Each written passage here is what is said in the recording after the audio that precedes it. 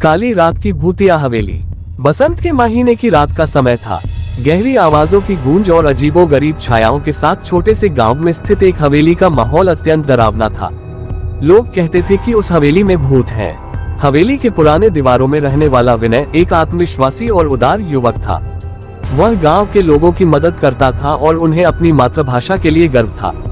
एक दिन उसे हवेली के भूतों के बारे में सुनकर दिलचस्पी हुई। वह तैयार हो गया कि उस हवेली में जाकर सच्चाई का पता लगाए। विनय के साथ उसके दोस्त रवि और उसकी प्रेमिका संध्या भी थीं। सभी तीनों ने हवेली का राज जानने का निर्णय किया।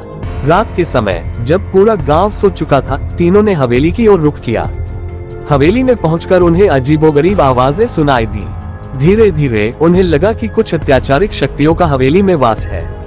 वे भूतों के सामने भी खड़े हो गए, परंतु उन्हें कुछ नहीं दिखाई दिया। विनय ने निश्चित किया कि उन्हें हवेली में रहने वाली अजीबोगरीब घटनाओं की सच्चाई का पता करना है। धीरे धीरे वे हवेली के भीतर बढ़ने लगे। हवेली के कोने कोने से उन्हें डरावनी चीखें और भूतों की आवाजें सुनाई देने लगी। रवि और संध्या बहुत डर गए, लेकिन विनय ने अपना होश नहीं खोया। एक छोटे कमरे में उन्होंने एक पुरानी पुस्तक की पोल खोली। पुस्तक के पन्नों में उन्होंने हवेली के रहस्यमय इतिहास के बारे में पढ़ा। एक दुर्भाग्यपूर्ण घटना के बारे में जानकर उन्होंने समझा कि वे किसी अत्याचारिक शक्ति के खिलाफ खड़े हैं। धीरे धीरे वे उस शक्ति का पता लगाते गए और एक अजीब चमकते हुए चिमनी के पीछे एक अद्भुत रहस्य का खुलासा किया। वह रहस्य उन्हें हवेली के असली धरोहर के बारे में बताता था।